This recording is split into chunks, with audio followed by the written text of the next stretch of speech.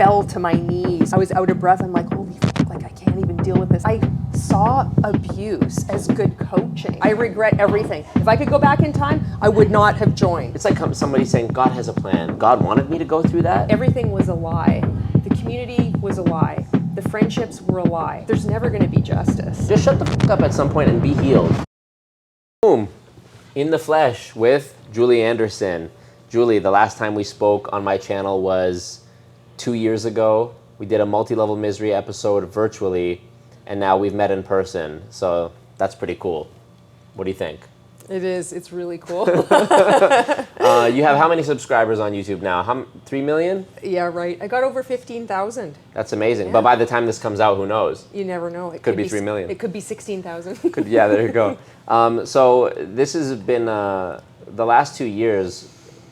You've really grown on YouTube from, I think you had less than 1,000. It was low. Yeah, to 15,000 now, which is a lot, I'm blown away. Yeah, that's amazing. So I guess I'll ask you first about what has it been like making anti-MLM content on YouTube for the past however long you've been doing it?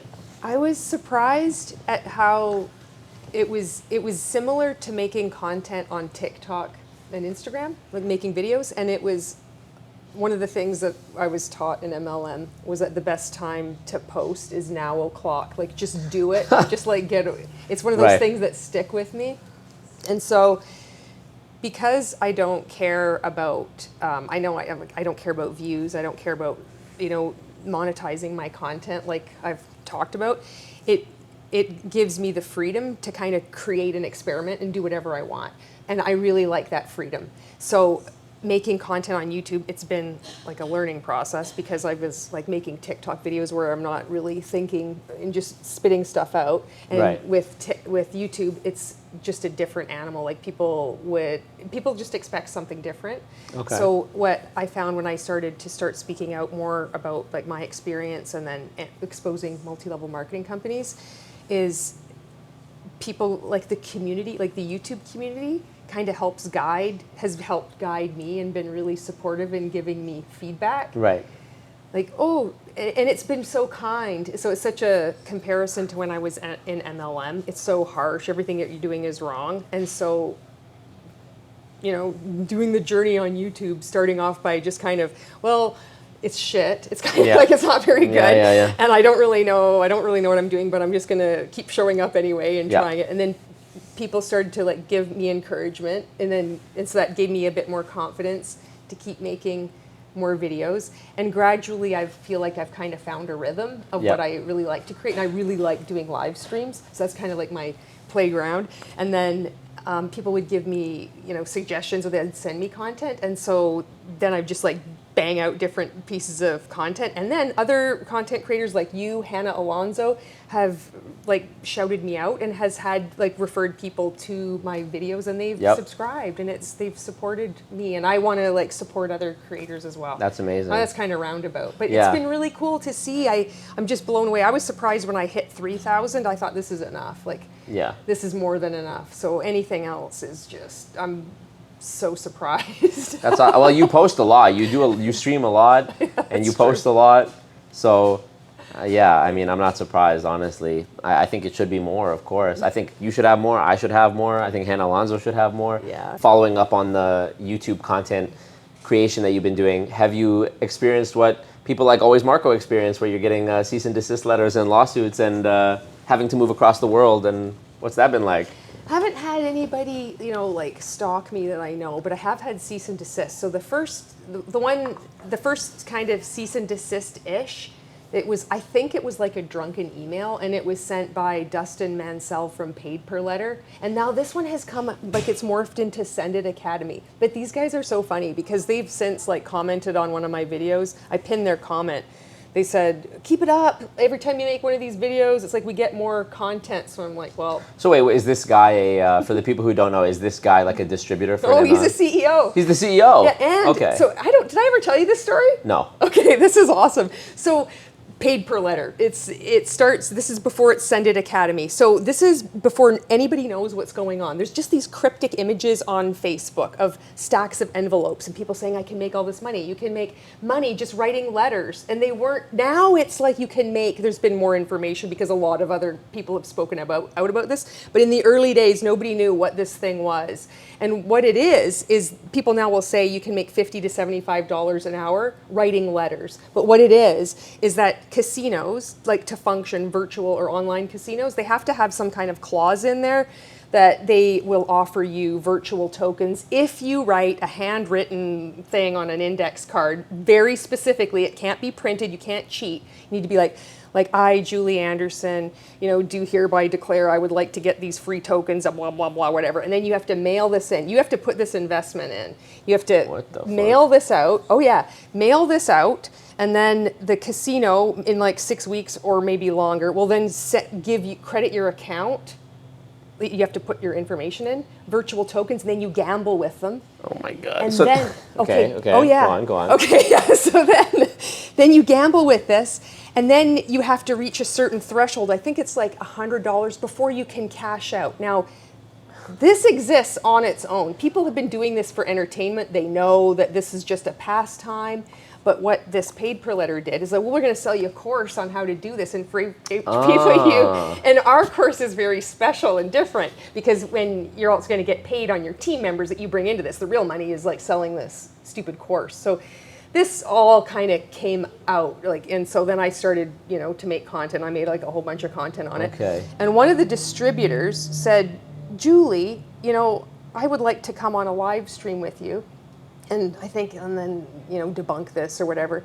So I thought, against my better judgment, I'm like, okay, why not? So I said, here's my email. So he contacted me, but then he also CC'd the CEO.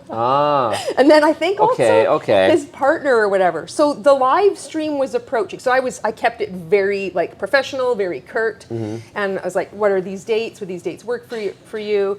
And so then we agreed on a time, and it was approaching. So the day meanwhile, I'm making content on them crazy. I was like, I still posting on TikTok. And I reached out to them the night before. I was like, hello, gentlemen, are we still on for tomorrow? And Dustin sent me this email. It was it seemed to be like a cease and desist, this email. Oh, so you were going to interview them? I was they were going to be on my live stream. There was going to be 3 of them on there, apparently. To correct the misinformation. To correct me. They had to go up against me. So then he sends me this this bizarre cease and desist. That's why I call it a drunken email, because it just was hilarious. So the cease and desist was in the body of the email, yeah, which is not how that works, by the way. But it was trying to be filled with legalese. So I thought, oh, this is just ridiculous. So I made a video right away. But so as soon as he sent me that email, that I finished doing this whole report to the Canadian Competition Bureau, the Canadian Anti-Fraud Centre, and then also the FTC. And I made this whole document. I went through one of his, it was only one video at the time. I did the timestamps. I broke it down line by line. So I have this whole report. And so then I made another video and I put on a blue rubber glove. I was like, I'm going to dissect this.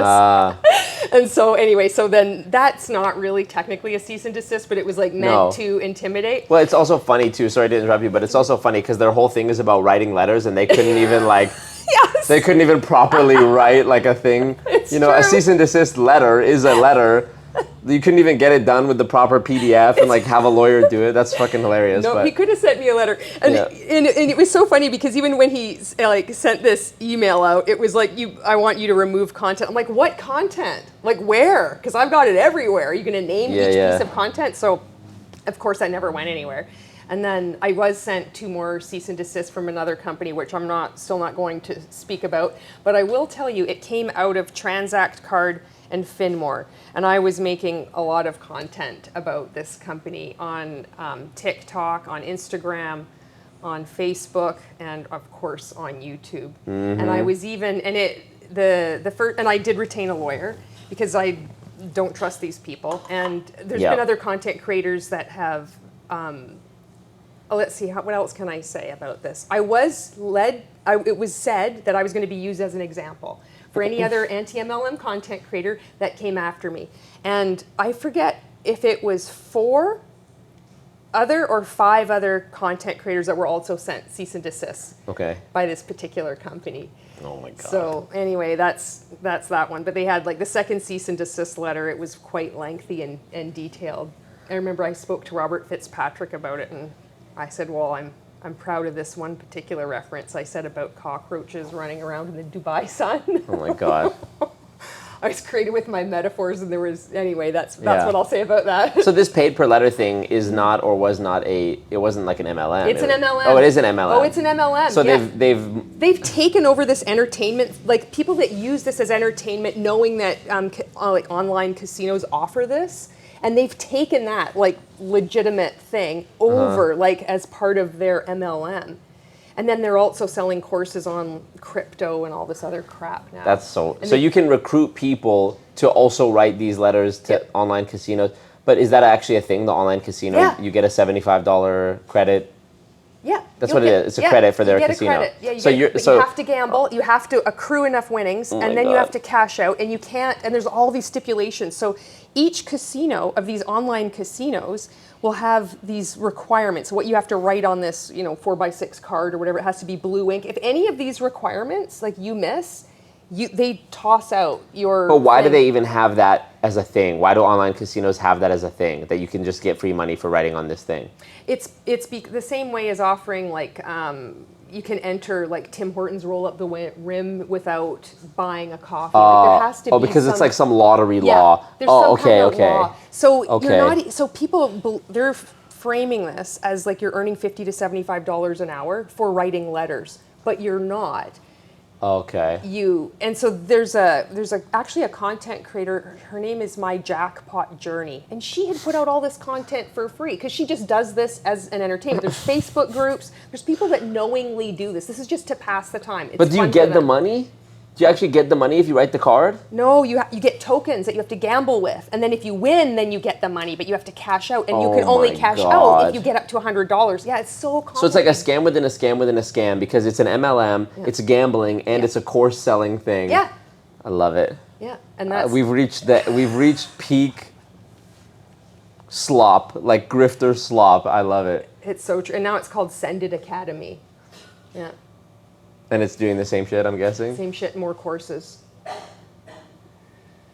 Came out a Transact card, one of the ones that a lot of people went to, like from Transact card into that one. And one of the guys, he was wearing a Transact card ball cap when he was selling this. It was just like, oh God, you guys, it already collapsed. Like this one collapsed and you're already selling this one. Yeah, I think you're safe from the lawsuit on that one. I think you're safe. I think this sounds so ridiculous. This is something that I am always curious about, and usually people that I talk to during the multi-level misery episodes, they'll just volunteer this.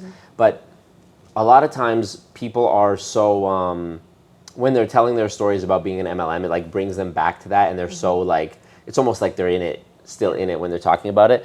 But something I'm really intrigued by, and something that I want to put out there more, is maybe showing that there's light on the other side of the tunnel. Some people feel so defeated and like so, like there's no coming back almost, like people who have been in MLM 10 years, maybe more sometimes, who feel like I'm never going to get that time back, my life's never going to be the same, I'm never going to recover financially, etc., etc.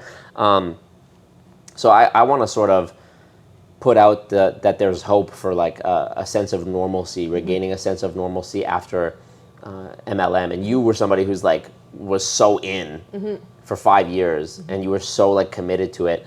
I know we talked earlier off camera about how like, despite how much content you release, it's still like a fraction of the time you were spending on doing lives and TikTok videos for when you were in MLM. So what's it been like for you since you left MLM to like wake up in the morning and not have the obligation to like work 24/7 on this scam, basically? I marvel at it a lot. And I think about it. I think about like, still think about my time in MLM. So I've been out now. I began speaking out December 2021. So it's still, I would say it's still newish for me anyway. And I know everybody's experience is different. And one of the things that has helped, it continues to help me, is just accepting what I felt when I was in there. Because everything was a lie. The community was a lie. The friendships were a lie. Everything was a lie. Everything's a lie, yes. But what I felt when I was in there, like what I was believing in, like that was real to me. I know it's fake. I know I was manipulated, but it was real. So in that has helped me accept contradictions. And for me, that's helped me move forward, because this whole thing is so messed up. So not only are you're in this lie, this MLM fraud, but it's considered legal. You're considered, there's something wrong with you if you contact an elected official and say, this is a pyramid scheme, why are these allowed? Well, technically they're not. Technically they're called multi-level marketing companies. So you're up against like society. There's a lot of people that still think it's not that big a deal. And then you have this horrendous experience. And then you have like friends, people that are still in. So for me, the way through all of this is just to accept all of that shit. I have to accept it, because if I try to cover it up, it's like toxic positivity. If I try to put a neat bow on it and be like, okay, well, now that's over, it's not. Yeah. For me, I still think of the people that are in there, not every day like it was at first. And I have accepted that I'm just changed. So it's certainly, for me, not anyway, it's certainly not like, well, it's all hunky-dory. Like because I can accept it, I can have a sense of humor about things. And I have so much free time that I don't know what to do with myself. So I have like a full-time job, and then I do volunteer as well. And I spend lots of time with my cat. So I'm still like, I'm still like I'm learning how to just relax. Right, like I want to right. like watch Netflix again, and just it's so strange. But you're not a lonely cat lady. You have a full life and social life. I've got a full life, and okay. I don't mind. I wouldn't mind being lonely. I wouldn't be lonely because I have my 2 cats, and my one cat, she's got a really nice belly, and she shows it. That's something that I've always dreamt about. She's got the nicest belly. Oh my God. I used to go hiking and I would take birdseed with me, and then I would hope that like a squirrel would come. This is so stupid. And then I was hope that they would eat like seed from my hand, and of course they would never do it. Right. You thought you were But my cat has a nice belly and I get to pet it all the time. So I'm definitely not lonely. You thought you were like Snow White or something? So funny. Did you have the feeling of going back to getting a job that you were, oh no, I failed and the worst thing ever is happening to me? I felt, you know what? So as soon as right before I left MLM, I started looking for a job. And I felt... a job! Yeah, I was like, it wasn't so much like the shame of like, oh, I had to go back to a job. It's like, I need this. And then I'm like, what the hell am I going to get? What's available? And so I'm just sending out resumes, applications, and it's just soul-sucking, demoralizing, rejection, trying to get something, and I'm like, oh my God, what am I even capable? I'm unqualified, like, because I was still coming out of the fog, so I wanted to get a job, but it was just like you're battling like this demoralizing feeling of having left MLM, and then starting to have people like come after you. Right. Virtually online, and then like trying to send out resumes and applications. But I did get a job, and I'm a community disability support worker now, and I love it. I didn't even know this was a thing. Like, I think I had a dim awareness that this like existed as a career or an occupation or whatever, and I love it. I wish I had known about it sooner. It just... Hell yeah. It fits. And then I went through training to be a victim services advocate. With the RCMP. Oh, so, wow. yeah, that was, there was like a chance where I'm like, I didn't know if I was going to get on as this community disability support worker. There was like shuffling going on with the original place I was working with when I first got on as a community disability support worker. So then I got this chance to become a victim services advocate. So I went through the training, but then I ended up getting the other job. So at least I've done that. I had my security clearance or whatever with that. Yeah. Wow. Something you mentioned before about like you just have to accept the loss and the time. This is something I learned when I worked at a casino almost 10 years ago, is the sunk cost fallacy. Like once people have lost so much money on the slot machine or whatever, they think, oh, I need to play one more spin, maybe then I'll win it all back, when it's a fallacy, because really you stop losing when you stop playing. When you stop gambling. MLM is sort of the same. You stop losing once you stop buying into the nonsense. So I think there's a lot of cope with people who try to say like, oh, it wasn't all bad. Like the number one thing I hear is like, well, the community aspect was good. I got a great community out of it. Well, by that same logic, would you tell somebody to join a gang? Yeah. Or, you know, like we talked earlier about churches, and I said, like, you can pray at home. So there must be another reason people go to church. Well, it's a community thing, and that has nothing to do with religion. That's just the reason that's being presented for people to meet up every Sunday. Otherwise, I mean, do you know how hard it is to get people to meet up on Sunday, especially bring the whole family and get dressed up nice? Like, you need to have a good reason. So I guess that's the reason. But I think you could have a community if you joined join a tennis club. A lot of people play paddle now. They play squash, whatever it is, like whatever your interest is. I think you're probably, as a matter of fact, I would assert that you are better off just going and finding a community with something you're already interested in than joining an MLM. And absolutely, like getting out into the community.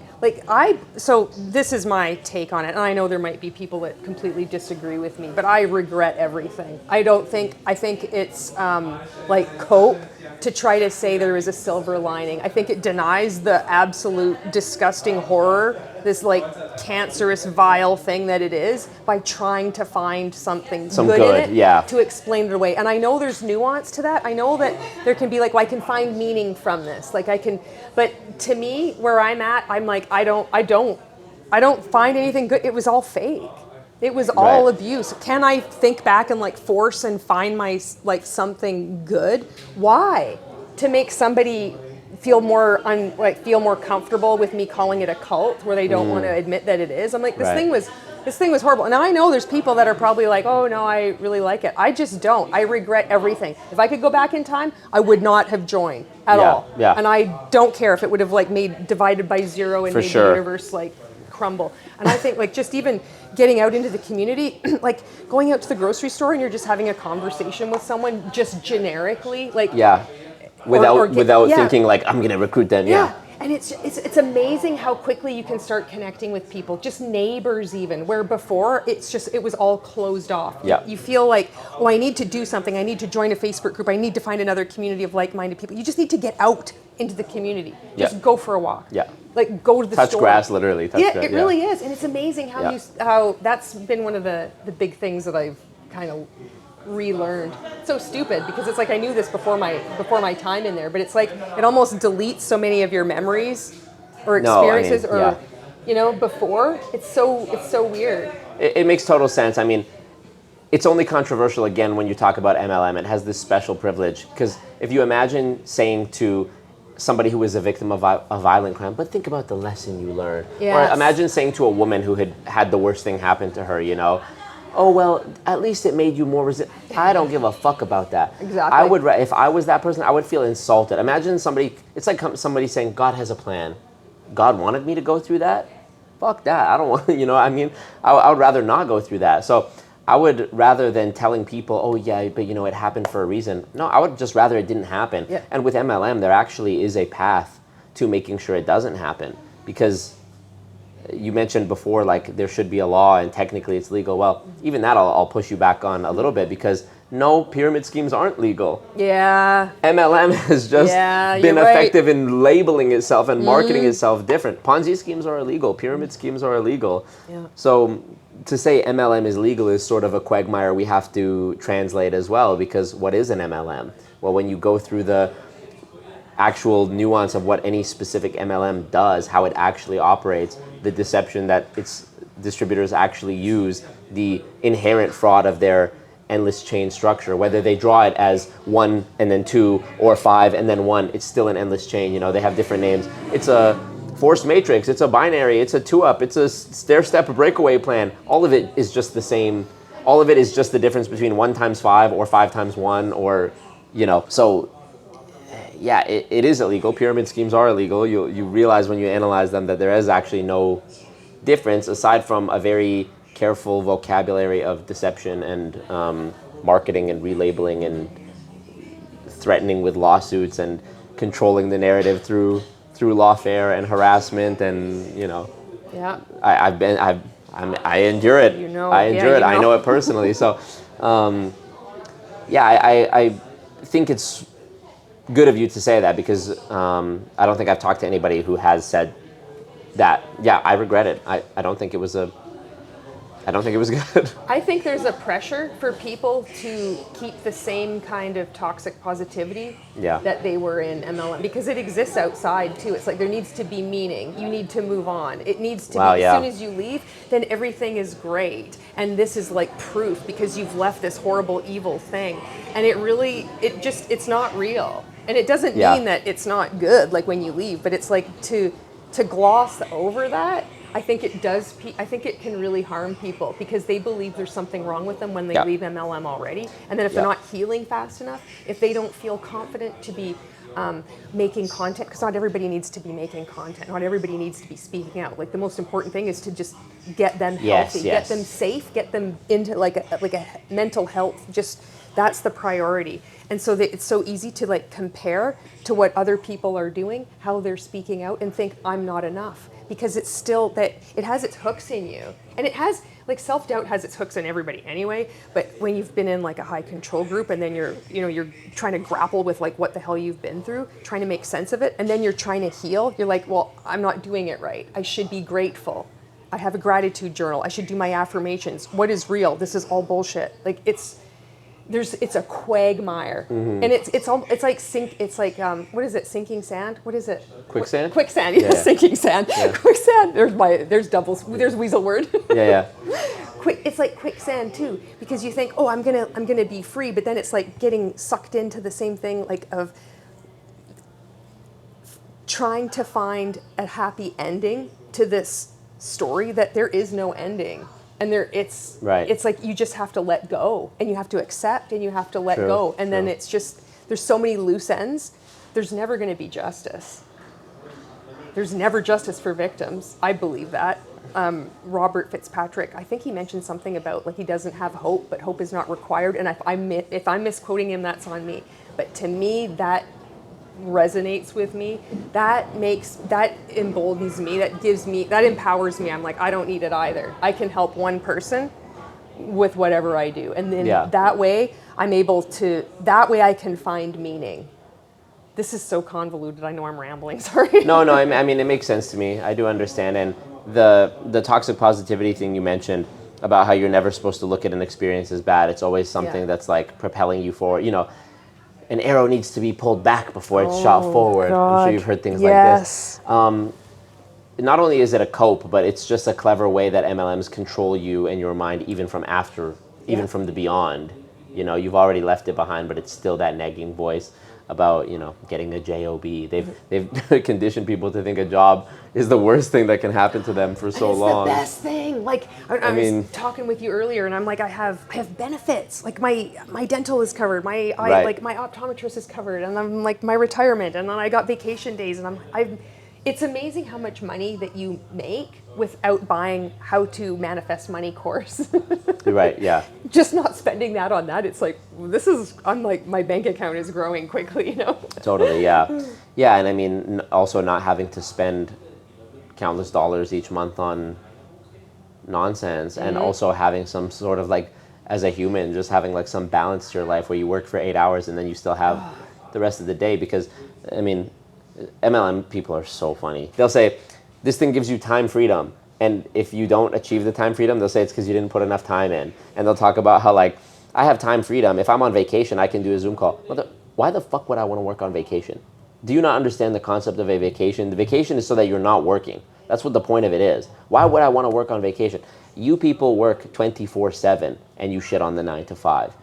These people who all preach it, go through any one of my videos, all the top people who preach how successful they are, they're constantly at the office doing presentations, doing Zoom calls, doing phone calls, doing one-on-ones. I have these people calling me when I'm doing investigations sometimes, multiple times trying to recruit me. Why do you need to recruit me, Mr. Successful Businessman? You need to take time out of your day. I don't know, anytime I've had to apply for a job in the past, I was the one who had to be like following up and like giving my resume and doing all that shit. It's like, in what legitimate job do they approach you at the cash register or in the aisle of Target to hire you? That never happens. Ask anyone who's had a real job where they pay you for your time. It's a hard job market. You said it's a soul-sucking experience sending out your resume and whatever. The idea that they say like, oh, every company is an MLM or every job is a pyramid scheme. If that's the case, why hasn't some employee from the bank, some bank teller, approached me at Walmart and been like, "Would you like to work at the bank?" That's never happened to anyone in the history of ever. So, Right. as you said before, everything is a lie. Everything is a cope. Everything is a lie. Everything is a finesse, finagle, jangle trick. Now I'm rambling, but You know, I as you were just talking, this occurred to me, is I see like different discussions of people wanting to help people get out of multi-level marketing. And they say, well, show them an income disclosure statement. That's usually the thing, like show Right. them the facts, you know. And of course, every time you're having a conversation with someone, having a conversation with someone is a lot different than making content. It's just, you just don't know, when you make content, you can make it from any which way possible because you don't know who's going to see it. Sure. But if you're having a conversation, of course you need to like tailor it to like where they're at. But a lot of the advice can be, well, I'm going to show you like these facts, and then this is how many people like lose money, over 99% of people, whatever. But how I interpreted that when I was in MLM wasn't the way. Like, you're presenting somebody with facts, and they can't interpret it as facts because they see it as something different. What I saw was, this is just confirmation of how like weak and pathetic and the loser and a scarcity mindset I have. I don't see it that it's the scam. It's like, this is supposed to be the logic and the facts that are showing you that this is the scam. This is the blueprint. Here's the diagram. You see, this is the trap, and this is what you're in. No, I saw it as, it's like, yeah, but I know somebody who's up there, and I could be that person. I can work just as hard. It doesn't land. Like, showing logic and facts to somebody, it doesn't. yeah. It doesn't get through. It's like they don't interpret it that way. Yeah. Because they see it as they are working harder than the person that is at the top, or they could. If they just stuck with it a little bit longer, then they would prove you wrong. They don't see the scam, even though they'll use the same statistics to explain why they need to keep staying in it. Right. And that's a tough nut to crack. Yeah, well, it's not logic and facts that got them in. No. It's the emotional appeal. That's why they all, in every multi-level marketing pitch I've ever attended or seen, they always make time to talk about the financial freedom, the time freedom, the trips, the jets, the whatever. So, yeah, that's true, what you're pointing out, and also things like their income disclosure statement. You know, if you confront them with their income disclosure statement, the more seasoned scammers will say, well, that's reporting the average. I don't want to be average. Yeah. They have a fancy ism or empty platitude to try to deflect it, you know. If you say it's a scam just means still confused about money, you know, or the one you reminded me of today, fear, false evidence appearing real. It's like, okay, you're doing like a fancy, flashy flourish, but you're not really saying anything. You're not actually saying anything at all here. Oh, pyramid. Do you have any idea what you're talking about? Your job is a pyramid. There's the CEO, and then there's the manager. It's like, yes. So again, they're very skilled in bullshit. Yeah. You know. And I remember saying a lot of these things. I remember saying that line. Well, this is the pyramid scheme because pyramid schemes are illegal, and then we also sell products. And thinking that just stopped conversation, and I linked back at people giving me like crazy looks. But I know how absurd it sounds, but I just believed it. I didn't need anything else beyond those same scripted lines that everybody else repeats and everybody else has been repeating for decades. I was right there with all of them. I still wonder sometimes how the hell I even woke up and got out, you know? Yeah. And if you tell somebody in that position, well, every company that's ever been shut down for being a pyramid scheme had products, they'll just say, well, it's not ours. Yeah. Ours is different. We haven't been shut down. Yeah. Wouldn't we have been shut down by now? Yeah. Ours is new. Ours has been around for 30 years. Ours is, you don't understand, we're a women-led, faith-led company. Jesus has his hands on his company. We're a debt-free company. It goes on and on. Yeah. Yeah. Yeah, I think, I don't remember who I was talking to about this. It might have been Jen Rilo or Brandy, one of them, talking about the red flags building up on your mind like a shelf. I think it was maybe Jen, but building up like items on a shelf, and then the shelf just breaks, you know, because the wood is warping from the weight on it, and then it just breaks and it all comes out. So I don't know if you had like a turning point moment like that where you're like, I'm out. You know what it felt like to me? I've talked about this a bit. It felt like I was on a roller coaster and it was just picking up speed. It was just getting faster and faster and faster and faster. That's what it felt like for me, like waking up. And so there was a number of instances that had to happen. And it took about a year and a half-ish, maybe 2 years, but I can kind of trace it back to about a year and a half, things I started to pay attention, and I had to get screwed over. Like, I personally had to get fucked over enough for me to be like jarred into realizing, oh, there's something not right here. And even when I was waking up with that, I was feeling guilty for like, oh, sure, Julie, you had to suffer for you to finally wake up. Right. But that is exactly what has to happen. Otherwise, you're not going to see it. I would love to go back in time. One of the things that I beat myself up about, which I don't beat myself up about it as much anymore, but I think about it and I regret it, is that I saw abuse as good coaching. I didn't see it. And I have video evidence where I look at this going on. I'm like, I didn't even see this. Like, I saw something completely different and I didn't do anything about it because I just didn't see it.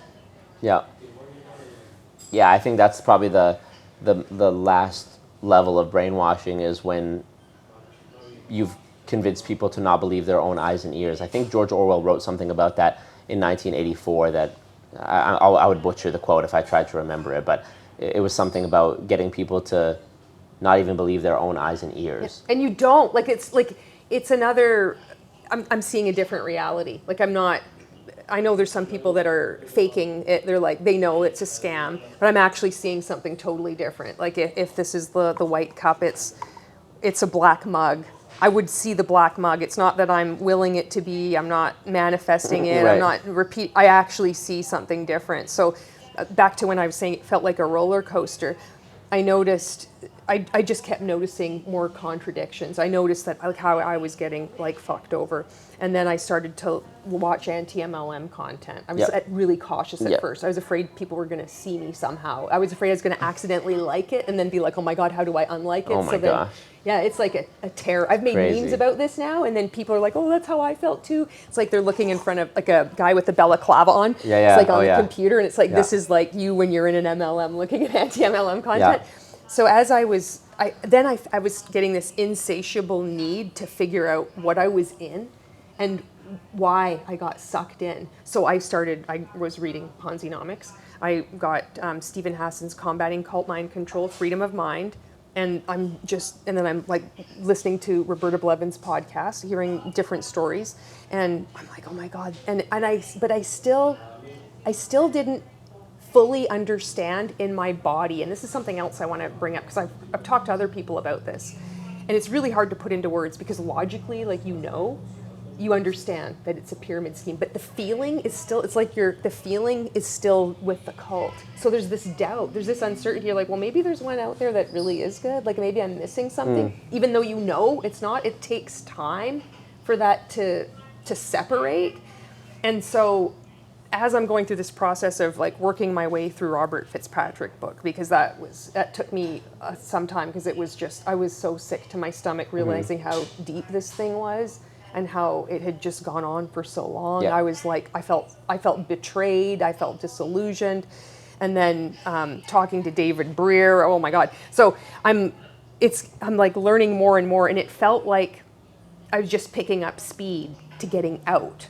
That's what it felt like. I see. Yeah. It's really interesting hearing you talk about like the fear that somebody would somehow like see you watching the content. And I think that's also present for, well, I know it's present for people who are still actively in MLM as you were at the time. Like when you're making this decision about like, do I want to get more information? And a company that I exposed a couple of years ago that I did a big video on, whose name I won't say, I remember people were sending me screenshots from Telegram group chats that they still had access to from when they were in that company. And I saw a screenshot from one office that said, if you want to watch Marco's video, make sure you guys all like get together and watch it on one computer so that way you don't give him more views. So it's like, but why would you, they were telling people not to watch it. But if you are going to watch it, don't give him the views. So it's almost, I don't know really what to make of that. It's just like another one of the nonsensical like first of all, why would you need them to not watch it if it was bullshit anyways? And why, like, for all the people that were trying to get their downline to not watch it, they kept just bringing more attention to it. Like, I remember I saw one screenshot from a Telegram chat that was like, you know, we had a great week this week despite hot garbage being posted about us online, but always remember, we're a strong company. I'm like, why did you even need to include that? Like, wouldn't I, as a member of your team, just want to go like, oh, what hot garbage? That's what happens. They've created a curiosity post, Of and course. that's what they teach us to do. And so you're the kill code. Every time it's like it's too late. It's game over. I almost think it's like cognitive dissonance for them. They're trying to like hang on to the cult. Oh, totally. But they're like, we'll only watch, just all of you watch on one computer. Yeah, I mean, there's a saying, every accusation is a confession. I think that's the case. You know, when I'm sued by some company that says, you publish lies online so that you can make money, that's exactly what you're doing. You're the ones posting lies online to make money. Yep. And I mean, I love when they talk about money, because this is a difference between you and I, is I'm not ashamed of, not to say that you're ashamed, I'm just saying about me. Yeah. I'm not ashamed to make money on YouTube. As a matter of fact, I need to make money so that I can fight the lawsuits and actually bring change. I need money to be able to protect myself and flee when people are harassing me and following me and sending private investigators to my home and my gym and my relatives' homes. So when I make money, if I do a live stream and somebody donates out of their own willingness, like their own graciousness, I'm not selling them a course, I'm not promising anything, it's just their willing generosity, they'll call me a scammer. Yeah. Now you're an interesting flip to that, because you don't monetize your content. Yeah. But I'm sure they call They call me a scammer too. Yeah, they call you a scammer too. They call me fake news. Fake news. Yeah. So it's like, I've said this before too, and I'm sure you're experiencing this now. As a matter of fact, you're a living testament to this. If I make money, they'll say I'm just doing it for money. Never mind the fact that their whole thing is about making money. Their whole way they entice people is about making millions of dollars. So let's not throw the, you know, accusation of money making as some sort of moral judgment, because if that's the case, then you're, again, every accusation is a confession. If I didn't make money, if I didn't monetize it like you, they would say, oh, you're just trying to get views, you're trying to get clicks, you're trying to get attention. Yeah. And guess what? If I didn't get views, they would say, oh, you're not getting anything out of this, so just go do something else. You can't win. You can't win. And they'll still say that you're making money anyway. They still say that to me. Yeah. People Oh, just yeah. say, it's like, oh, now I see this is what you do for a living, is bashing women all day. Oh, like, yeah.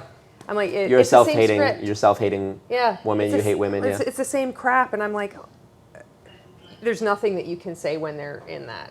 But this is the thing, when I was in MLM, I never went on to other, like, people's content, like anti-MLM content. Oh my God, I would never go on. I didn't even know it existed, but if there was like a hater, that's how it was, just how I had the awareness of it. I would never go on somebody's content and like leave angry, weird comments. Like, you're in the real pyramid scheme, or this particular product has changed my life, and how dare you? And then they write this huge long thing. I remember I don't know whether you were doing a live stream or something, you said something, it was so funny, because I do the same thing. You're like, I love going into the comments, it's so long, they just like delete it. Oh, I do yeah. the same thing. That's gotta be one of the best feelings about being a YouTuber who makes this kind of content, is I'll see comments from people who it easily took them 20 minutes to type all this out, and I'll see the first line, and like, you know it's a long comment because you can click the read more and it expands.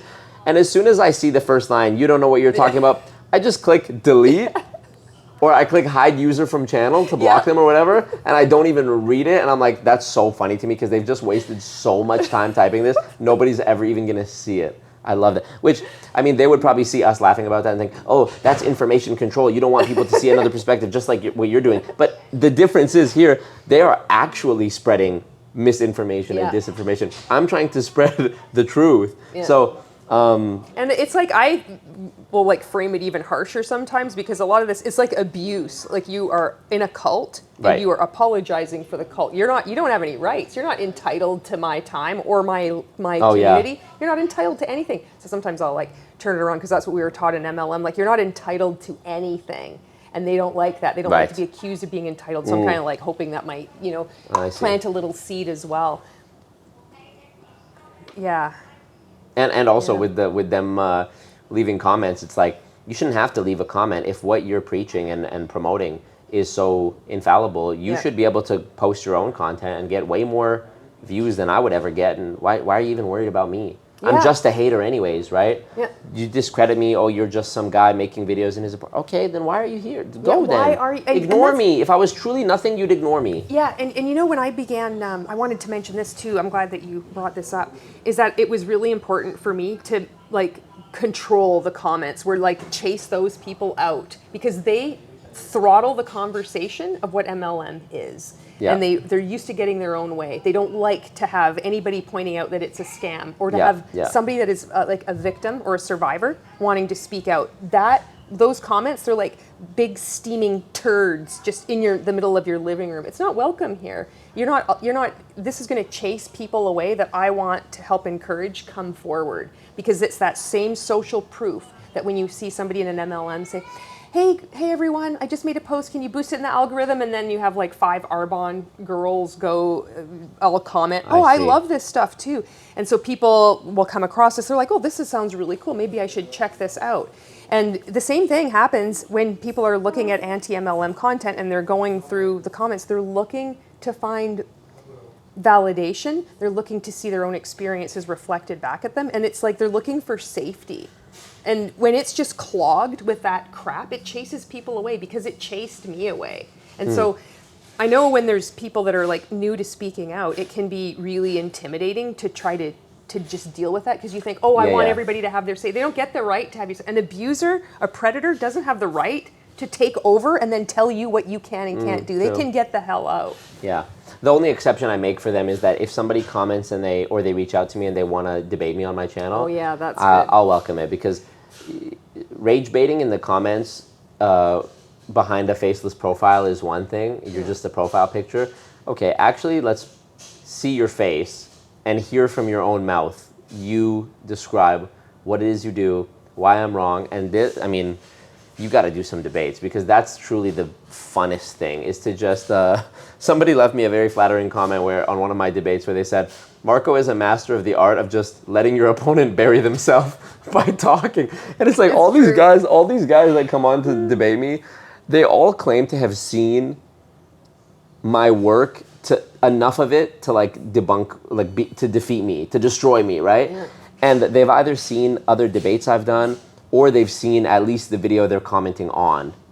And I'll say, okay, come on. And I'm so nice to them. I know. I'm so nice to them when I DM them, hey bro, what time do you want to do it? Okay, can I have a picture of you to make a thumbnail with? Is this okay? Are you cool with this? Can I make it this title?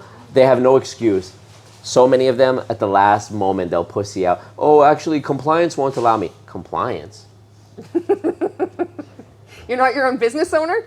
I thought you're the boss. Yeah. What are you talking about, compliance? Don't get on here talking about you're an entrepreneur and blah, blah. You're just proving what I said in the whatever video or post that I made about how you don't actually have any control over this. Oh yeah, well, the legal department said, fuck the legal department. I thought you're the boss. What are they going to do, fire you? Oh yeah, that's right, they are going to fire you. Mm-hmm. So, and then some, and when they do finally get on there, I mean, they just ramble and yap and filibuster, and for everybody I've had on there, go watch any of the debates from somebody who's been in 10 years like Dominic Izzo, or however many years he's been in MLM, just rambling and deflecting and jumping from one topic to another and shifting it. And then accusing you. It's always like this weird random, they had to insult you. I remember that Dale, was it Dale Calvert? Yep, yeah, I love Dale. I remember he held up some Post-it note at some point in there. It was like he was trying to like communicate that he was like something bad evil was going on, like shenanigans were going on. He's like, what are you doing? Like, I love that guy. Yeah. I need to do another one. That guy, Dale. Shout out to Dale. His company that he was promoting is like the next big thing in the collectibles world. Collect Direct. Yeah. It already went under too. Oh, of course. A while ago. So, I love Dale, man. He's hilarious. But all of them, they all say the same shit. They all do the same shit, and like, it's true. You just let them talk, and they'll bury themselves. Like when Dominic Izzo was on the thing, he's like, "There's a difference between a scam and a scheme." I'm like, "Okay, we're obviously way too deep in it now for you to like. You're so lost in the sauce. You're so lost in the sauce, and it's sad. Yeah, it's sad because I'm sure any of the people I've debated, I could actually get along with. Yeah. In real life, if it weren't for this. But yeah, go ahead. What are you gonna say? You have a win, though. You have like a big win, and that's with Fidel. Oh, yeah. Yeah, well, the thing is with Fidel is I always... I don't want to say it's like a win, because it's like I think it's empowering. He got himself out or whatever, but you played a big part in that, and now you're friends. Yeah. Well, the thing with Fidel is I always knew he wasn't a bad guy. Like, I could tell from the first... even in the video, the first video on I Am Academy that I did with Fidel, I said in the video, I don't think Fidel's a bad guy. I think he's a young guy who's been taken advantage of, and, you know, with his charisma, he could do whatever. Yeah, and I still think that's true. And then I just presented the info and let the doubt take its toll until he got out on his own. So, yeah, all the credit to Fidel. And you know what? As rude as they were to me, as nasty as they are to me in comments, even somebody like Dominic Izzo, I mean, this would never happen because he's just so stubborn and like up his own ass and set in his ways. But if he came out one day, if he came back to me and said, you know what, Marco, you were right. I apologize. I'll be friends with Dominic. You know, we have some work to do on some other viewpoints of his for sure. But, you know, I'll be his friend. You know, it's like I don't believe in like canceling people. If you cancel someone, they don't get deleted. They don't disappear. They still are a human out here walking around and existing, and they have to, you know, there's still more life ahead that they have to, you know, exist and coexist. So, yeah, I mean, even that Ray-Bans guy from Amway that I debated most recently, I think me and him would get along, you know. I think I could get along with anyone, to be honest. I feel the same way. Like, I think of, not everybody, but most people, I think I would be the first to be, like, have their back if they left and they were just needing support. Even just somebody just sitting there, like, chatting with them, you know. As long as they take accountability, that's, like, the only thing that I have.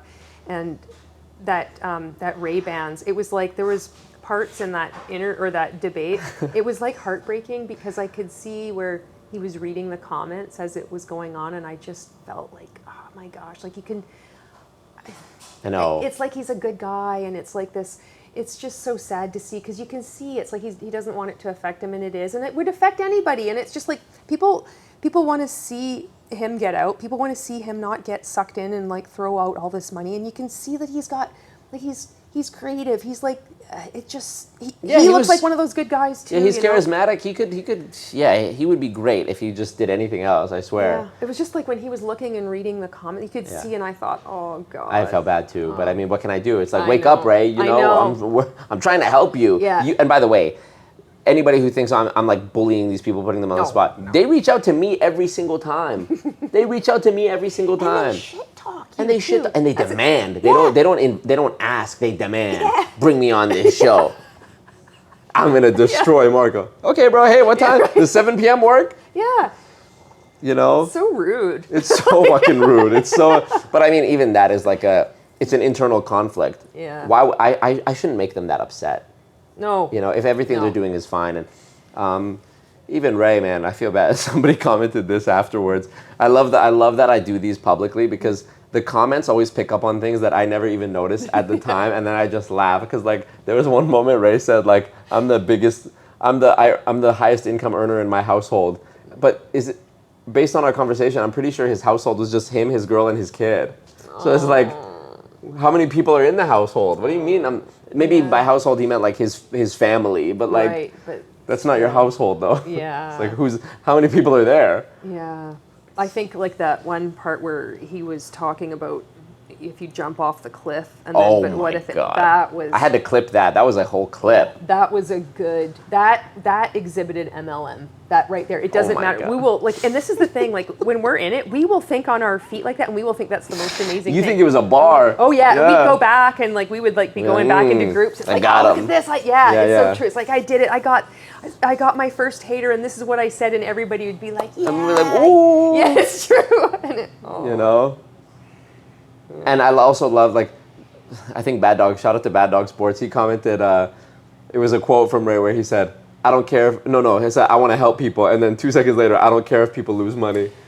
It's like, this is what I mean, it's like they can't even, I have to imagine it would be exhausting, they can't even keep track of, like, their own lies. No. Which is, I feel bad. It's just filled with MLM indoctrination and rhetoric, so you can just like spit it out. There's only like so many things they can say. So when they challenge you to like actually have a conversation, this is outside of the MLM world. They only know, they feel bulletproof, they feel prepared. Yeah. And so it's just, they don't hear what they're saying. Well, because they're in an echo chamber where everything is good, everything is everything is insightful. It's like, you know, the Meghan Markle podcast that she was on. Oh my gosh, where, yeah. Where it's like, oh yeah, what? Yeah. Oh my god. I don't even know Meghan Markle. Like I don't know who she is. I mean, I know she was like married to royalty or something. She is. She's married to Prince Harry. So this is something where it's like escaped. I'm like getting, there's certain things in mainstream I just don't get, right? But I saw that thing. Yeah, yeah. And I thought, oh my good God, what's this? That's what it reminds me of. It's just the most like fake, Yeah. pseudo-intellectual, that's really insightful. Wow, Meghan, that's it. Shut the fuck up. Yes, that's what my Meghan thoughts would be. Markle and Jada Pinkett Smith, shut the fuck up forever, please. Agree. I still haven't forgiven Jada Pinkett Smith about that whole entanglement thing. That's some double speak. What is bullshit. the entanglement thing? She cheated on Will Smith with their son's friend, and when Will Smith and she insisted on having this conversation on her podcast, like we're gonna lay everything out on the table. And the way you want to talk about a narcissist, the way she talked about it, she was like, yeah, after I was getting to know our son's friend, blah blah blah, we developed, and then Will Smith's like, a relationship. She's like, an entanglement. Bitch, you think I was born? Can you imagine if the today? situation was reversed? That's what I mean, and I mean, I actually made a video at that time, which isn't on my channel anymore, but it just doesn't fit with the content that I have now. But I made a video like sort of breaking down the breakdown of Will Smith and how he had like when he slapped Chris Rock at the Oscars. And it's like the shit that this woman has put him through, and like, anyways, it's not really about. I think she's a Scientologist too. I wouldn't fucking be surprised. Yeah, I'm not sure. She sucks. Yeah. She super sucks. Yeah, that's deplorable behavior to put that out there. I mean, nobody needs to see this. Get this off. Literally, she published it like it was some empowerment, like journey. I hate when women talk about my journey. Yeah, I hate it. I hate that word journey. I hate journey. I hate holding space. I hate. Yeah, I still use it. It's like it's so hard. This is the thing too. So you leave MLM and you have this MLM vocabulary. Yeah. And so you didn't have this vocabulary for like 42 years of my life, right? And then from 42 to 47, it's all holding space out. So then you leave and you've repeated it though. Like you've repeated it, you've listened to it, and like you watch YouTube videos about it. So then you're trying to explain it and you only have that language. It takes time to like figure out how to replace it. And it is cringe. I know I try to find different ways to say stuff because then I'm like using these buzzwords that are like, they're just buzzwords, and I'm like, I don't know what else to say, and I'm like, I gotta find out how to just like speak about this, you know, normally. You know what I hate also? I've talked about this before, healing. Because some people, their whole entire brand online is about healing. Oh yeah. Healing era. Here's the problem with that, is that if you're constantly healing, of course go through some healing when you need to heal, but if you're constantly committed to being in a state of healing, that means they're also constantly like a victim of something. Yeah. You're constantly suffering from something. Who the fuck wants to be suffering and healing all the time? Just shut the fuck up at some point and be healed. I agree. It's milking it. It's like constantly picking out a scab, and then if it's not the scab, then you're going to be talking about the scab and then the scar that left the scab. It's like enough is enough. It's like it's just there needs to be an end date. I know when I was I found a psychologist, and I went to see him like to heal because I'm like, holy shit, this is beyond me. Right. And I knew, like, I was reading another book I read. It was from Yanya Lalich, Taking Back Your Life, and I think she wrote it. Oh, there's a woman, like, co-wrote Madeline something or other. Forgive me. And she was mentioning in the book, there needs to be a natural like end date. You're not creating dependency. Then it's the same as being in a cult or in an MLM. Then you're constantly, you have to keep improving this personal development, and healing can be used as the same way because it's just you'll never run out of content. You can keep finding it. There needs to be the point where you just end. Totally.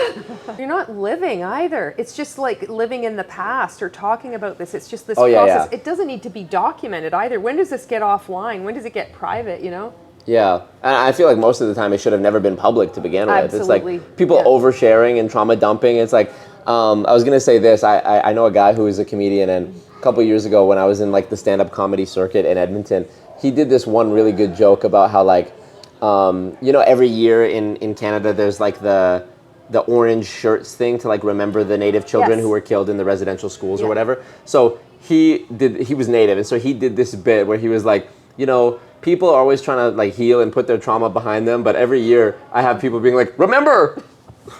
It's like, yeah, I know. It's like, I don't know. if that's like, think of any group, I don't know, who had something terrible happen. It's like, would you want like some kid who grew up during a war zone or something to be like, you'd be like every year, you're like, remember that? Remember they blew up your parents? You know, That's it's a like, good point. You know, this is something I've thought about too, because there's been like mental health awareness, mental health like runs or walks or whatever, and it's like, I get the good, but I also get it's just bringing up a lot. It's like churning up a lot of things. Like I really think that sometimes the past belongs in the past. Sometimes shit happens. It's shit. It's just shit. Leave the shit. You don't need to analyze it. Make it a healing journey. Somebody had said about putting glitter on it. Like it's just leave it. you leave it alone. And Yeah. walk away. You know. 100%. And also, like, I think there's sort of this like thing where it's like, if I say don't think of a pink elephant, you think of a pink elephant. If I'm constantly talking about mental health and depression, and do you think that's actually going to make it better when it's so widely promoted? Like, there's good and bad. Maybe people from like boomer generation were dealing with shit that they, you know, like you trace it back. Somebody with autism like 500 years ago, they think he's cursed. You know, Yeah. you know what I mean? Yeah. It's like he's a devil, something like that. Yeah. But also that's like one end of the extreme where we're not giving enough attention to people's mental health or you know, mental disabilities.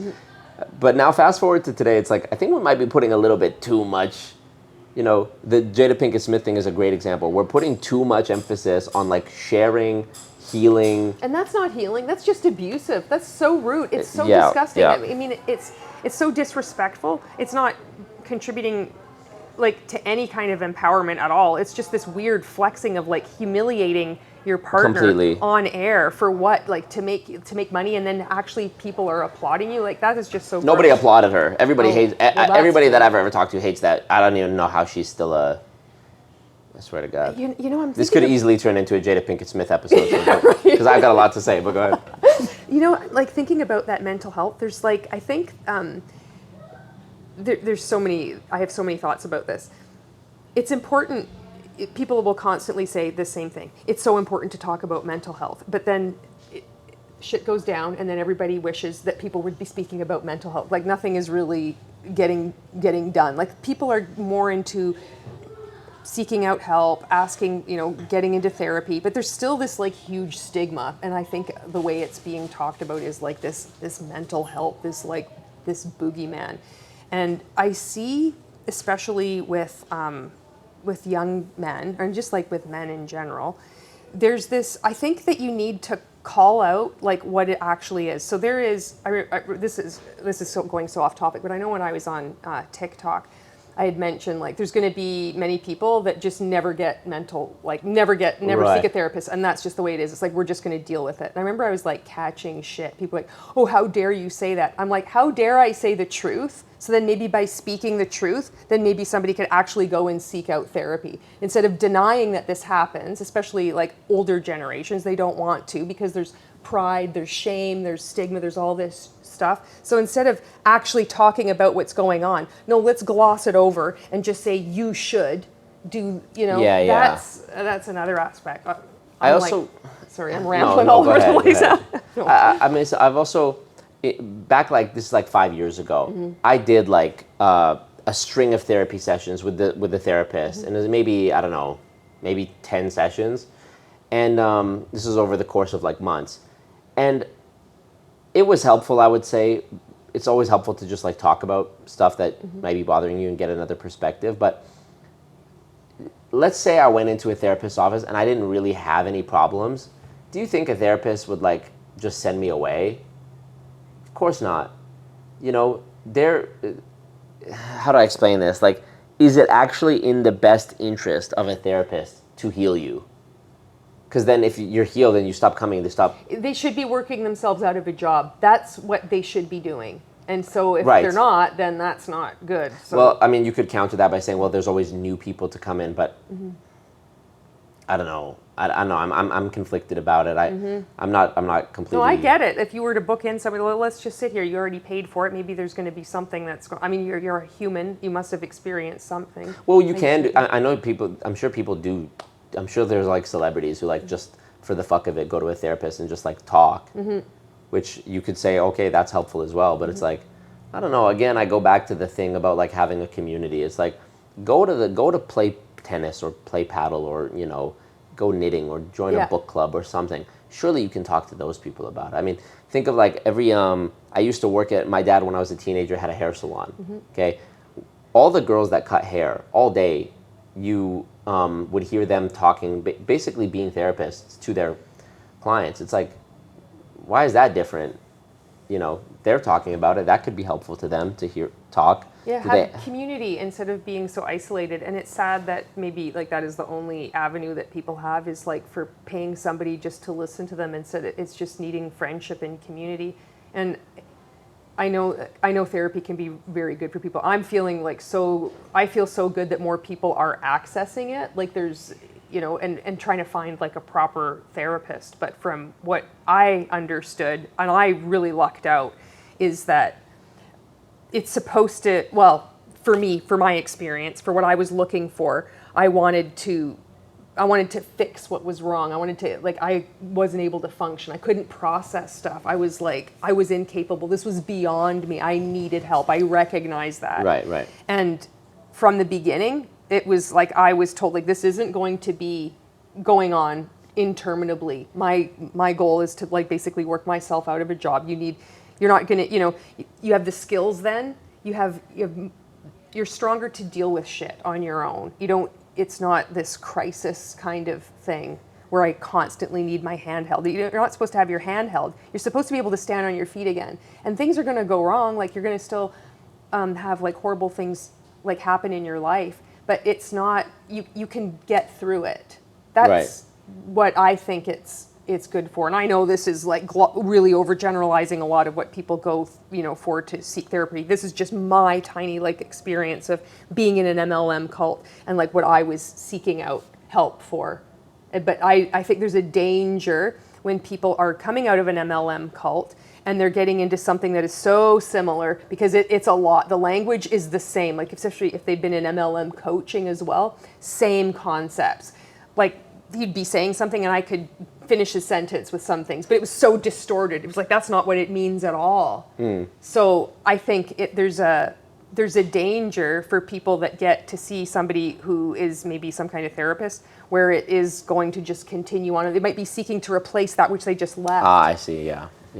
And also never mind the fact that some therapists, I mean, this applies to everybody, not just therapists, but they're just people too. They're not infallible. Yep. And I had a friend of mine, his wife reached out to me a couple years ago because she knows what I do on YouTube, and she said that she was at her therapy appointment and her therapist tried to pitch her Arbonne.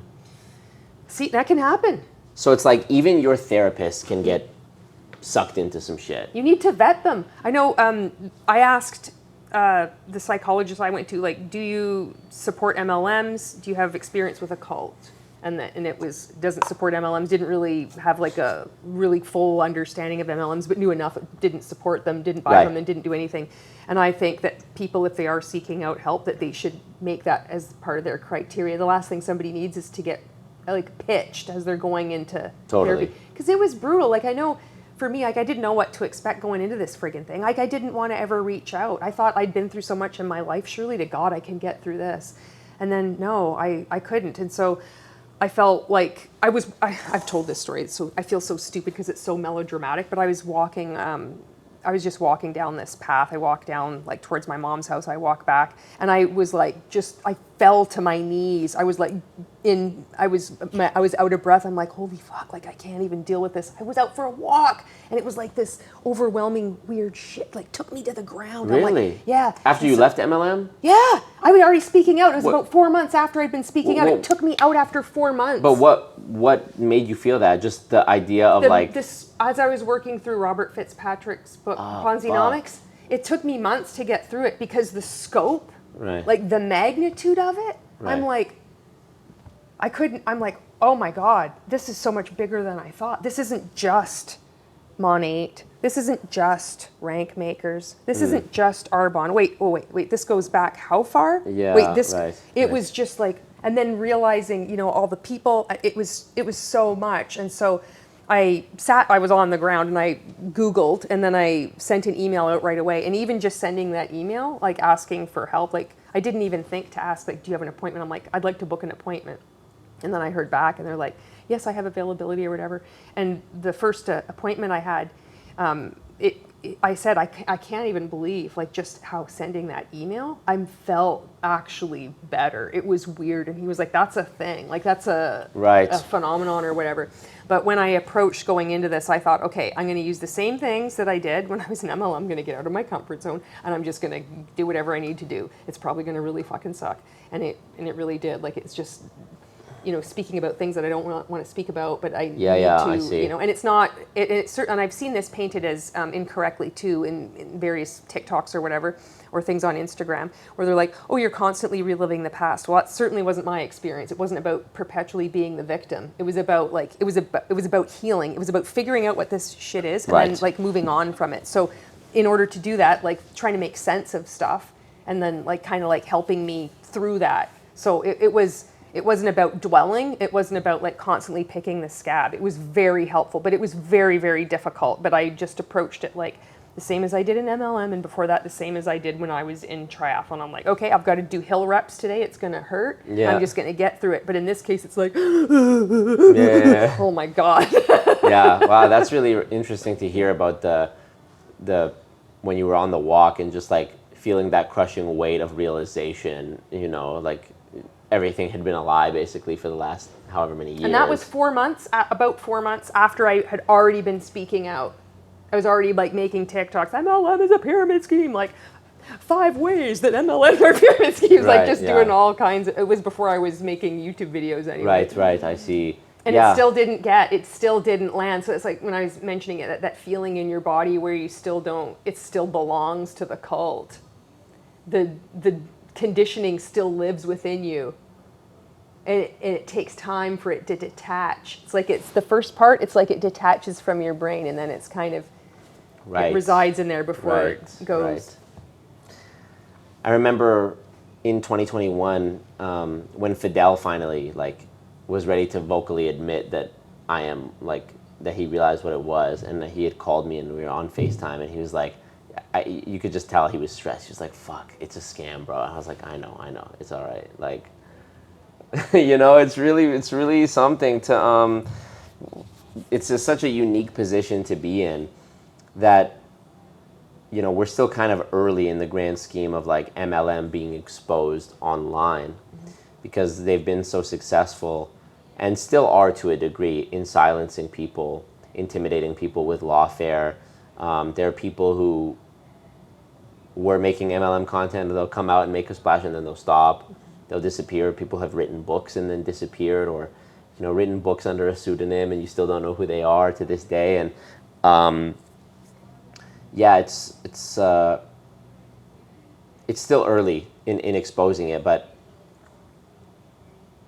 I think number one, it will eventually just be widely accepted as the truth. And wow, damn, I can't believe we as a society used to let that shit slide. Just like with slavery, you know, I know people have got on my ass before about using the slavery analogy, being like, oh, MLM is not nearly as bad as slavery. It's like, I'm not comparing the magnitude of the effects or the victims. I'm just making an analogy between two things that were once legal for a long time and now are hopefully not. You know, slavery was legal for hundreds of years. You know, I'm sure if you were one of the people who said, I actually don't think we should be enslaving people and whipping them and chaining them, I'm sure you would have heard all the same shit. This is a legitimate industry. It's been around for so long. Do you really think the president would be okay, you know, doing something immoral? You know what I mean? It's like, this is how it always is. They have more money. I mean, it took a lot. And that was before internet. You know, and what happened there? There was a whole war about it. There was a whole civil war about it. I mean, I'm hoping that's not the case with MLM, that there needs to be a civil war. But, you know, the outcry from the public definitely needs to grow more. And it requires people being brave, people speaking out. I like to think that what I do is kind of brave, not backing down from the threats. And I definitely know that I think what you do is brave.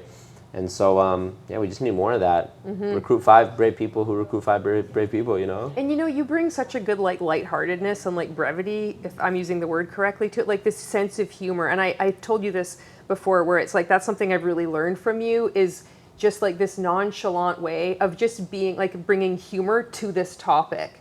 And I think that's so it's so impactful. It really means Massively It's impactful? massively Yeah. impactful. When you're in an MLM, it's just taboo to talk about like that in like anything other Right. than like these sacred terms. It's like it's untouchable. So when you see where it's just kind of like it's just like cast off, it's not given the appropriate amount of like honor. Right. That just alone speaks volumes Right. to people, you know?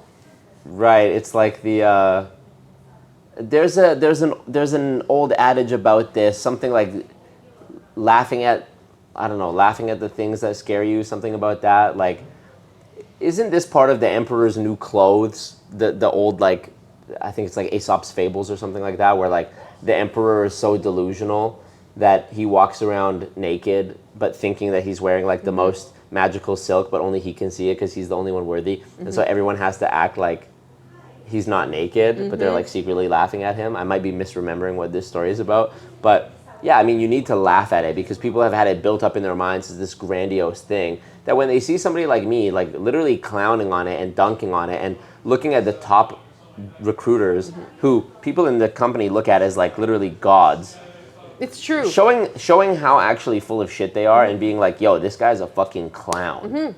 I think, yeah, that absolutely does, you know, in one of my videos, who I won't say the name of, the one guy's saying how he's a doctor. He's calling himself doctor.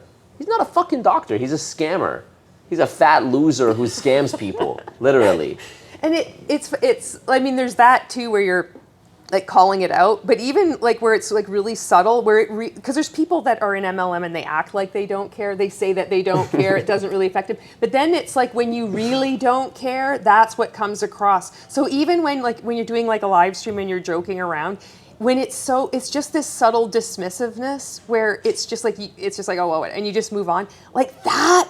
To people that are still in that MLM, that is so savage. Like it's just like, oh, that's what it's like. Right. Like Interesting. Yeah. I guess it makes sense because seeing somebody who's like not buying the hype of John Smith, you know, that's why I made up this character of John Smith, right? It's like, go ask anyone in the street. Go ask walking around the mall, do you know who Steve Jobs is? People will tell you, yeah. Ask, do you know who Richard DeVos is? Do you know who Jay Van Andel is? Bro, fuck these people. You know what I mean?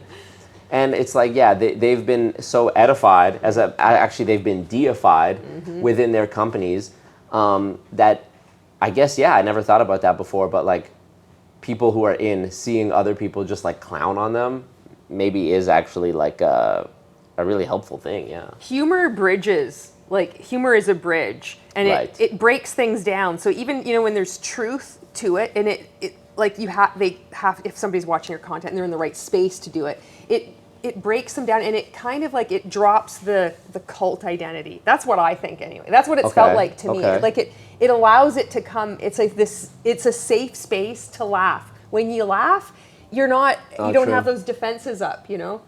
That's true. That's a good point as well, yeah. And then people find it's not as serious. It's not as life and death. It's not as black and white. It's like humor operates as the gray area where it's like, it's okay. I can accept this. Like I can be in this, but I'm laughing at this because this is true. I think humor is a really powerful tool, especially in creating content. Interesting. I mean, I'm just doing what comes naturally to me, which is just clowning on people that I think are stupid, but that's the secret. I guess so. Not even just stupid. Not that I think they're stupid, but just like that are shitty, that are scammers, you know? But yeah, I guess like if you have the mentality where, like you said before, you're scared to even watch a video because you think the overlords are watching you, seeing somebody like laugh at these overlords and take the piss like it's nothing, I guess that is like a whoa.